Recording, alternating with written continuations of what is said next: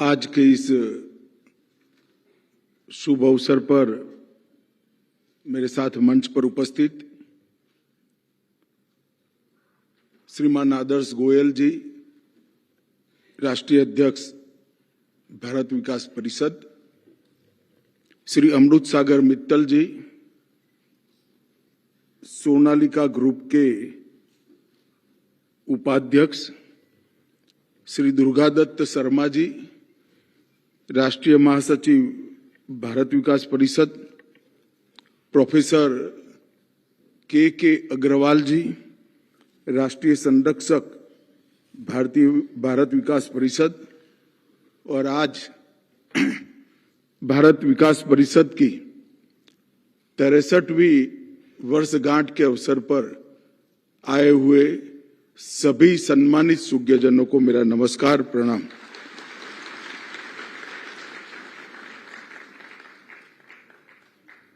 काफी लेट चल रहे हैं हम, मेरे सामने बड़े बड़े लोग बैठे हैं, सबका कुछ न कुछ समय निश्चित होगा, परंतु मैं बहुत कम समय में मेरे मन के भाव आप लोगों के बीच में रखने का प्रयास करूंगा। भारत विकास परिषद इसका 63वां स्थापना दिन एक मायने में भारत का विकास भारत के दृष्टिकोण से चाहने वाले लोगों के लिए बहुत बड़ा दिन है। कोई भी संस्था 63 साल तक चलती है और निर्विवाद चलती है तो वो अपने आप में एक बहुत बड़ी बात होती है, मगर सेवा का काम करने वाली संस्था, सज्जन शक्ति का संगठन करने वाली संस्था जब 63 साल चलती है तो इसके पीछे काफी तपस्वियों का तप होता है, तभी जाकर चलती है। और व्यक्ति के जीवन में 63 साल एक पड़ाव होता है। लोग ऐसा कहते हैं कि अब काफी समय हो गया, परंतु संस्था के जीवन में 63 साल जो अच्छी संस्था होती है, अच्छे से काम करती है, संगठित स्वरूप से काम करती है, उसके लिए युवा अवस्था होती है। तो मैं निश्चित रूप से देख रहा हूं कि जब भारत की शताब्दी मनाई जाएगी स्वतंत्रता की, तब भारत विकास परिषद और उत्साह के साथ भारत के विकास में अपना योगदान देती रहेगी। विवेकानंद जी को, उनके विचारों को, उनके जीवन और कवन को आदर्श मानकर ये संस्था चली। समर्पण, संगठन और संस्कार, ये तीनों गुणों को एक प्रकार से संजोकर समाज की सज्जन शक्ति का संगठन करने का काम भारत विकास परिषद ने किया।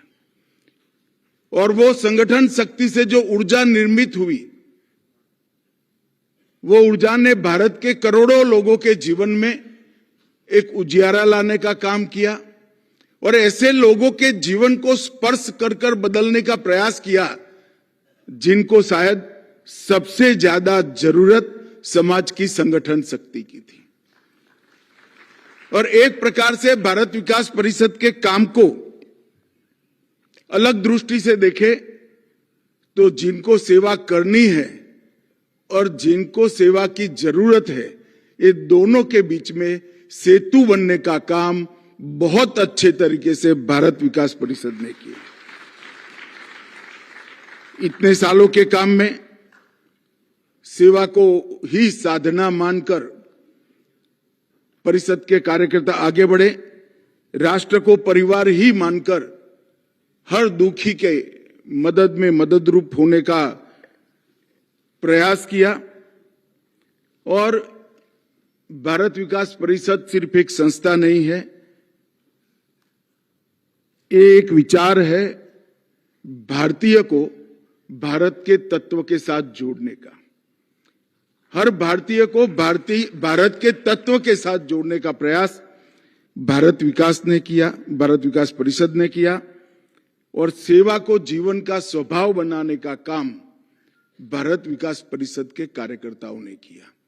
और ये दोनों का योग हुआ कि इतने सालों के बाद भी आज और रिलेवेंसी के साथ और उपयुक्तता के साथ भारत विकास परिषद काम कर रही है।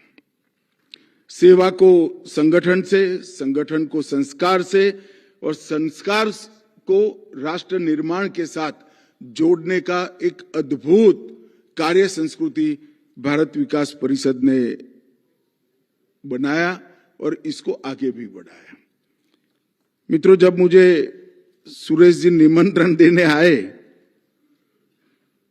तब मुझे भी आश्चर्य लगा कि मुझे क्यों बुला रहे हैं। फिर मैंने सोच समझकर निमंत्रण का स्वीकार किया, क्योंकि 63 साल तक कोई संगठन कोई भी प्रसिद्धि की चाहत के बगैर भारत के जरूरतमंद लोगों की सेवा करता है और ऐसे क्षेत्रों में करता है जिसकी आज शायद विश्व को भी जरूरत है। तो वो संगठन को बल देना, इसका एक्नॉलेजमेंट करना, ये मेरा भी दायित्व बनता है। आज यहां काफी सम्मानीय लोगों का सम्मान हुआ, परंतु मैं मणिपुर के स्वतंत्रता सेनानी श्री हेमम नीलमणि सिंह को जो सम्मानित किया है, इसके लिए भारत विकास परिषद को बहुत बहुत साधुवाद देना चाहिए। मैं पार्टी का अध्यक्ष था तब पूरे उत्तर पूर्व का 31 दिन तक मैंने दौरा किया था नॉर्थ ईस्ट का, और नॉर्थ ईस्ट को उस दृष्टि से देखने का प्रयास किया था जो आजादी के संग्राम के वक्त वहां के नेतृत्व ने देश को देखने के लिए किया था। और आज 1944 में नेताजी के आह्वान से प्रेरित होकर आजाद हिंद फौज में शामिल हुए। उस जमाने में 3000 रुपया बहुत बड़ी राशि मानी जाती थी। पूरी की पूरी अपने पास जो पूंजी थी वो नेताजी को समर्पित की और 45 तक वे गिरफ्तार नहीं हुए।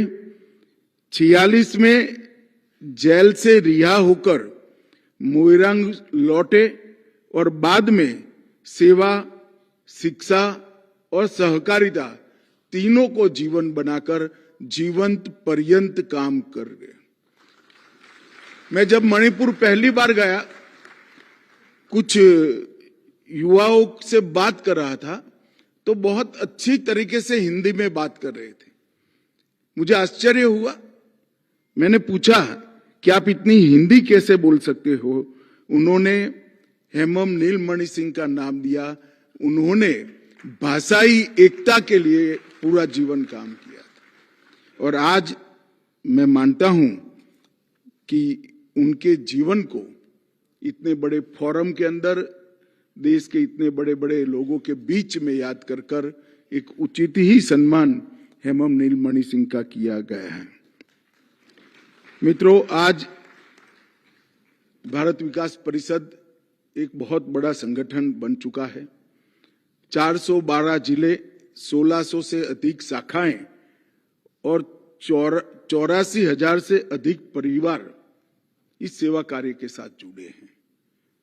और मैं मानता हूं कि सबसे अच्छी बातें हैं कि सेवा कार्य के साथ सेवा करने वालों को प्लेटफॉर्म देकर उनके साथ जोड़ने का काम किया है।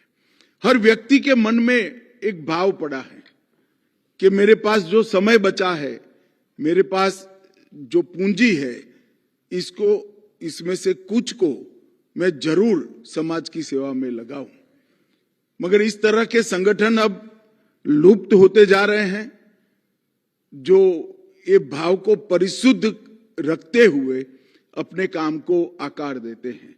और भारत विकास परिषद एक ऐसा संगठन है जिन्होंने सेवा और संस्कार दोनों भाव को परिशुद्ध रखते हुए एक अच्छा प्लेटफॉर्म समाज के सेवा करने वालों को दिया है।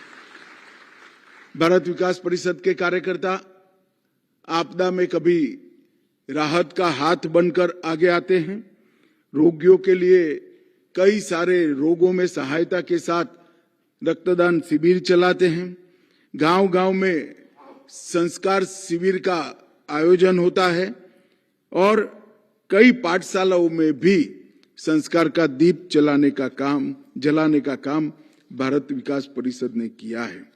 मित्रों, आज जब मैं आया हूं तब मोदी जी ने हमारे देश के सामने 2047 में पूर्ण विकसित राष्ट्र और एक ऐसा राष्ट्र जो हर क्षेत्र के अंदर पूरे विश्व में सर्वप्रथम हो, ऐसा राष्ट्र, ऐसा महान भारत बनाने का संकल्पना हम सबके सामने रखा है। इसमें कल्पना भी है, संकल्प भी है और संकल्प को सिद्ध करने की कार्य योजना भी है। उन्होंने 5 बिंदु सबके सामने रखे।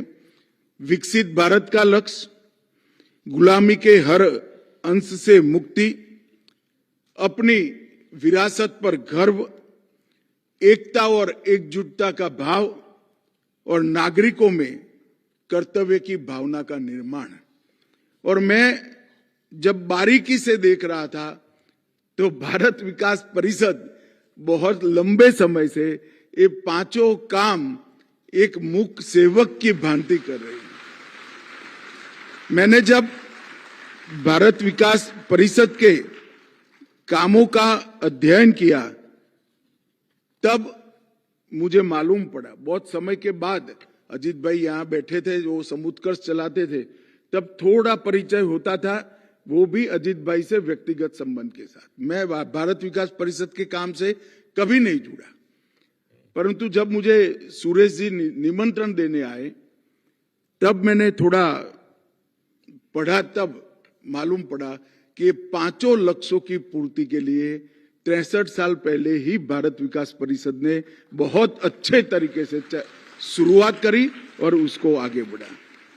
और मैं मानता हूं कि ये 11 साल जब भी देश के इतिहास में परिवर्तन की चर्चा होगी, मोदी जी के प्रधानमंत्री के रूप में 11वां साल है।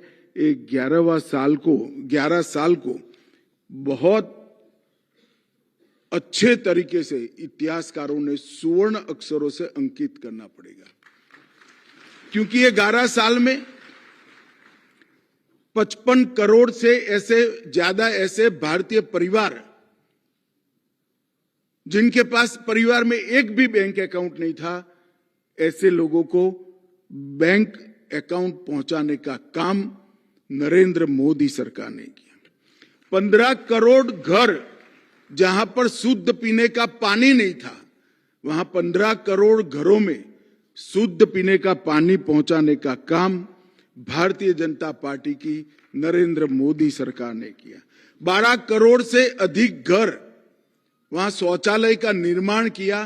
पहली बार मैं देवरिया में एक मां के घर पर गया, उसने कहा 8वीं पीढ़ी है भैया, मेरे घर में शौचालय आ गया, आज इससे बड़ा कोई मेरे लिए खुशी का दिन नहीं होगा।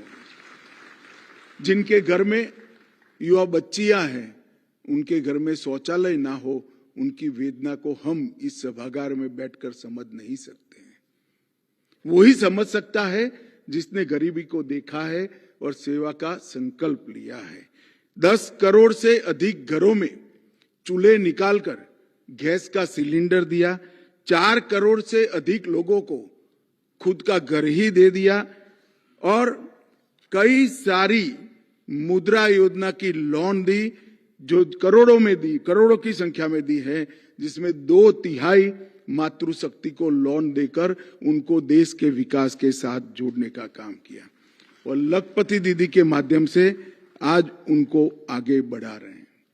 सेवा का ये भाव, सेवा का ये संकल्प नरेंद्र मोदी सरकार ने कोई बड़े नारे दिए बगैर चुपचाप 11 साल में एक मुख सेवक की भांति इस सरकार ने काम किया है और वो नरेंद्र मोदी जी की, भारतीय जनता पार्टी की सोच के कारण जमीन पर उतरा है।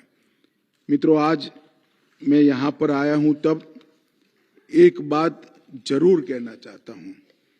मोदी जी ने कहा कॉलोनियल लेगेसी से मुक्ति पाना, ढेर सारे काम हुए। मैं इतना थोड़ा लेट भी चले, मैं ज्यादा बोलना नहीं चाहता, मगर राजघाट का नाम जब कर्तव्य पथ रखते हैं तो करोड़ों नागरिकों को संविधान ने अपने जो कर्तव्य दिए हैं इसकी याद दिलाते हैं। लोकतंत्र के अंदर डिमांड को ही अपनी राजनीति करने का जरिया बनाने वालों के बीच में कोई व्यक्ति जब कर्तव्य की याद दिलाता है तो संविधान की स्पिरिट जमीन पर उतरती है। एक इंडिया गेट पर जब सुभाष बाबू की मूर्ति लगती है, मैंने कई लोगों के आंख में आंसू वो कार्यक्रम में देखे हैं कि आज ही एक प्रकार से भारत स्वतंत्र हुआ, क्योंकि आज यहां पर सुभाष बाबू की मूर्ति लगी है। नौसेना का चिन्ह अंग्रेज जो छोड़कर गए थे वो ही था। वो चिन्ह को बदलकर, छोटा सा बदलाव, एक चिन्ह ही तो बदला है, मगर अंग्रेज सेना के चिन्ह को बदलकर जब शिवाजी महाराज की नौसेना का चिन्ह इस पर लगता है तो हर भारतीय को गर्व होता है। राष्ट्रीय युद्ध स्मारक का निर्माण, आजादी के बाद शहीद हुए सारे सैनिकों के याद में एक बड़ा युद्ध स्मारक बनाया गया।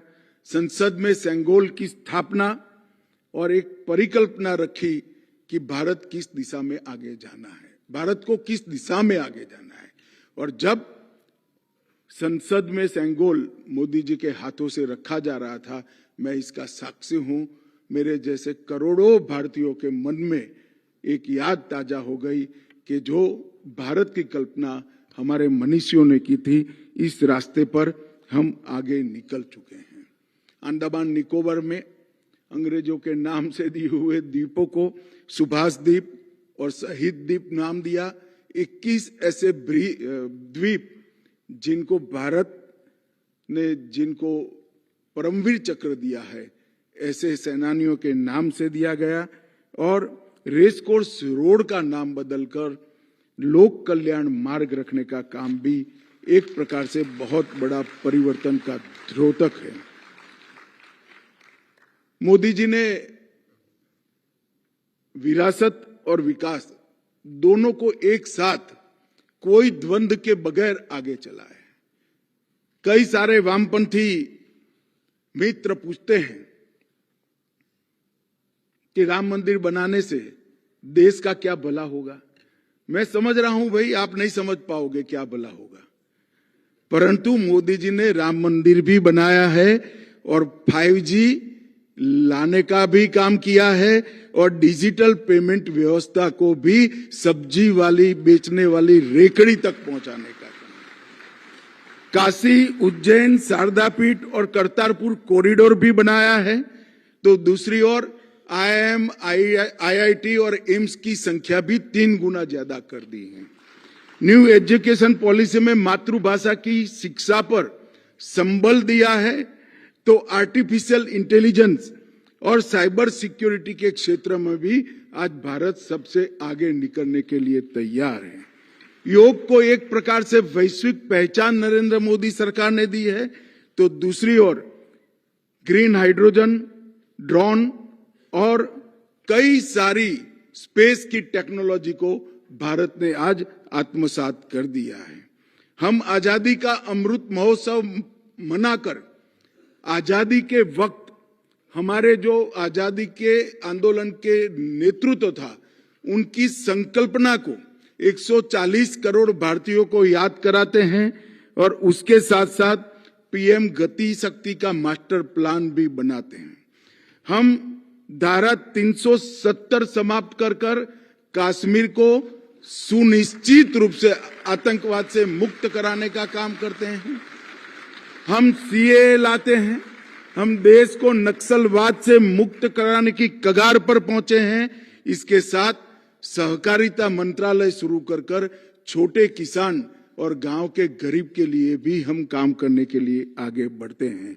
और इस समय आ गया है कि विरासत को भूले बगैर विकास के आधार पर आगे बढ़ना और आजादी के समय हमारे सभी स्वतंत्रता सेनानियों की जो कल्पना थी, ऐसे भारत का निर्माण करना।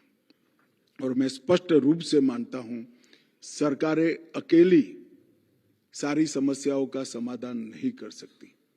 जब तक कई सारे सेवा से जुड़े संगठन यही रास्ते पर चले, एक ही रास्ते पर चले, एक ही लक्ष्य की ओर चले, एक ही दिशा में चले। और मुझे बहुत आनंद है कि भारत विकास परिषद ये युग शुरू होने से पहले से ही ये रास्ता पकड़कर इस पर चली है, आज भी चल रही है, आगे भी चलेगी। और जब